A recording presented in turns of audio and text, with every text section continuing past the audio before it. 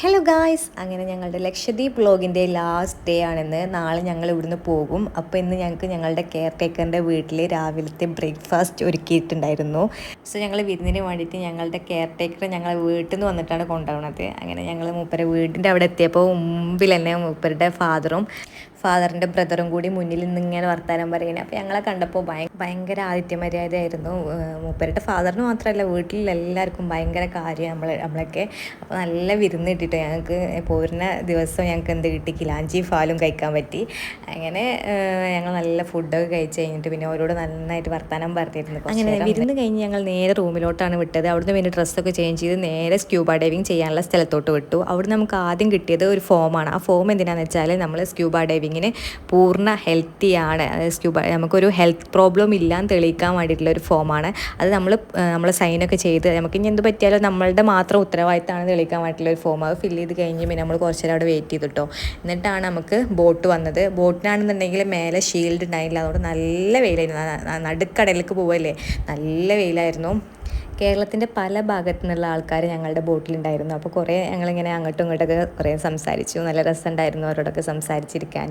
പിന്നെ ഞങ്ങളുടെ ബോട്ടിൽ ഒരു വ്ളോഗറും കൂടി ഉണ്ടായിരുന്നു കേട്ടോ. ജെനിൻ വ്ളോഗ്സ് എന്നാണ് മൂപ്പരുടെ ചാനലിൻ്റെ പേര്.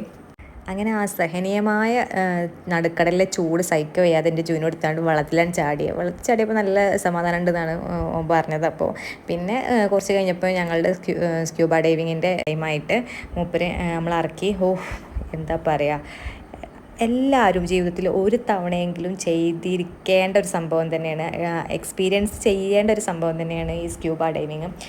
എന്തുകൊണ്ടും അടിപൊളിയാണ്. നമുക്ക് ഇത്രയും നല്ലൊരു ലോകം കടലിൻ്റെ അടിയിൽ ഒളിച്ചിരിക്കുന്നുണ്ട് എന്നുള്ളത് നമുക്ക് കാണാൻ പറ്റും. എനിക്കിപ്പോൾ വീഡിയോ കാണുമ്പോൾ തോന്നുന്നത് ഞാനൊരു അക്വേറിയത്തിൻ്റെ ഉള്ളിൽ ഇറങ്ങിയ മാതിരിയാണ്. സത്യം പറഞ്ഞാൽ ഞങ്ങളുടെ കൂട്ടത്തിൽ സ്ക്യൂബ ഡൈവിങ് ചെയ്യാതെ മാറി നിന്ന കുറേ ആൾക്കാരുണ്ടായിരുന്നു.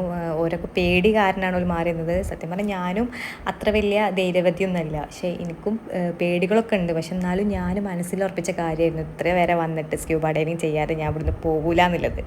അങ്ങനെ നല്ല മെമ്മറബിൾ സംഭവം ഞങ്ങൾക്ക് കിട്ടിയത്. അങ്ങനെ സ്ക്യൂബ ഡൈവിങ് കഴിഞ്ഞപ്പോഴേക്കും ഉച്ചയ്ക്ക് 2 മണിയായിരുന്നു. നല്ല വിശപ്പായിരുന്നു. അങ്ങനെ നേരെ റൂമിലേക്ക് വിട്ട് ഫുഡൊക്കെ കഴിച്ച് ഒരു ഉറങ്ങി. പിന്നെ നമ്മൾ വൈകുന്നേരം ഇറങ്ങി. വൈകുന്നേരത്തെ നമ്മളുടെ ഐറ്റിനറി ഉണ്ടായിരുന്നത് കൽപ്പത്തി ഐലാൻഡ് വിസിറ്റായിരുന്നു. മാഷാ അല്ലാ, കൽപ്പത്തി ഐലാൻഡിലേക്ക് പോകുന്ന യാത്ര അടിപൊളിയാണ്. നമ്മളുടെ ബോട്ടിൻ്റെ അടിയിൽ ഗ്ലാസ്സാണ് ഉണ്ടാവുക. അപ്പോൾ നമുക്ക് നേരെ കടലിൻ്റെ അടി കാണാൻ കഴിയും. കടലിൻ്റെ കോറൽസും പിന്നെ ആമനൊക്കെ ഞങ്ങൾ കണ്ടു, കുറേ ഫിഷിനെ കണ്ടു. അടിപൊളിയായിരുന്നു, മാഷാ അല്ലാ. അങ്ങനെ നമ്മളിപ്പോൾ ആൾതാമസമില്ലാതെ കിടക്കുന്ന ഐലാൻഡിലാണ്. ഈ ഐലാൻഡിൻ്റെ പേരെന്തേനോ? കൽപ്പത്തി ഐലാൻഡ്. ഇത് രസം പറയാം, ഫുള്ള് കാടാണ്.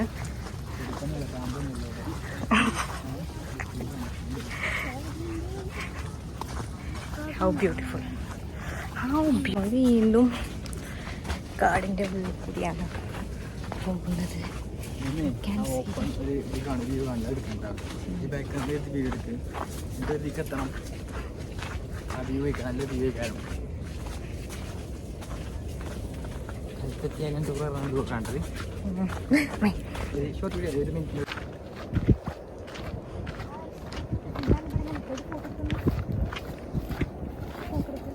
കൽപ്പത്തി ഐലാൻഡ് ആണെന്നുണ്ടെങ്കിൽ ആൾതാമസമില്ലാത്തൊരു ഐലാൻഡാണ്. പക്ഷേ ചുറ്റും കാടാണ്, നല്ല രസമുള്ള കാടാണ് കേട്ടോ. അങ്ങനെ കാടാണെന്ന് പറഞ്ഞിട്ട് കുറച്ച് കാണാൻ പറ്റില്ല. നല്ല അടിപൊളിയായിട്ടുള്ളൊരു ഐലൻഡ് തന്നെയാണ്. ഒരു ഭാഗത്ത് കടലും മറുഭാഗത്ത് അത്ര തിരയില്ലാത്ത കായൽ പോലെ കിടക്കുന്ന ഒരു ഭാഗമാണ്. പക്ഷെ ക്രിസ്റ്റൽ ക്ലിയർ വാട്ടറാണ്, നല്ല ഭംഗിയാണ് കാണാൻ.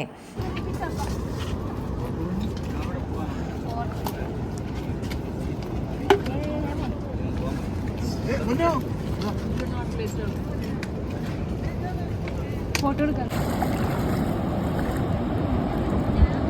എൻ്റെ ഫേസൊന്നും കാണില്ല, ജസ്റ്റ് രൂപ മാത്രമേ ഉള്ളൂ. കാരണം സൺ അവിടുന്ന ഇവിടെ നല്ല ക്ലിയർ ഉണ്ടാവും. സണ്ണിൻ്റെ ഓപ്പോസിറ്റ്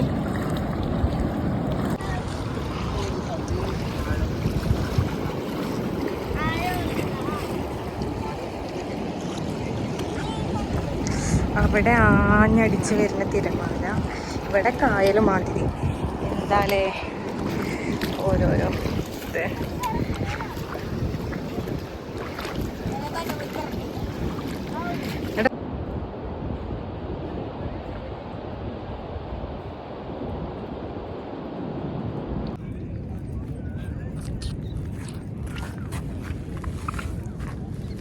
ശംഖിൻ്റെ കൂടെ.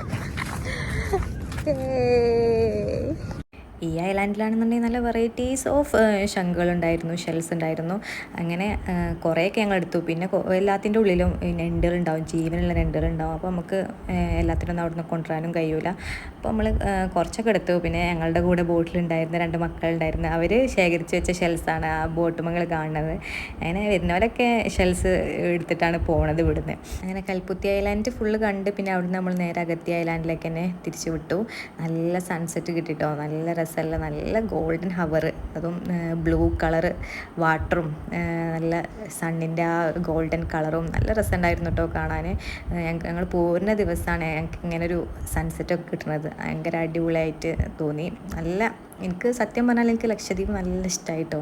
ഇനിയൊരു ഇത് കിട്ടുകയാണെന്നുണ്ടെങ്കിൽ ഞാൻ പോവും ഇൻഷാ അല്ലാഹ്. അങ്ങനെ ലാസ്റ്റ് ആയതുകൊണ്ട് നമ്മൾ കുറേ നേരം ബീച്ചിൽ തന്നെ ഇരുന്നു. പിന്നെ ഒരു ചായയൊക്കെ കുടിച്ച് പിന്നെ ഭയങ്കര സങ്കടമായിരുന്നു മനസ്സിൽ, നല്ലൊരു ഹെവിനെസ് ഉണ്ടായിരുന്നു.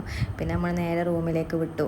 അപ്പോൾ ഇത്രേ ഉള്ളൂ. ബാക്കി വിശേഷങ്ങളുമായി വീണ്ടും ഒരു വ്ലോഗ് വരുന്നതാണ്. അപ്പോൾ ഗൈസ് ബൈ, സ്റ്റേ ട്യൂൺഡ്.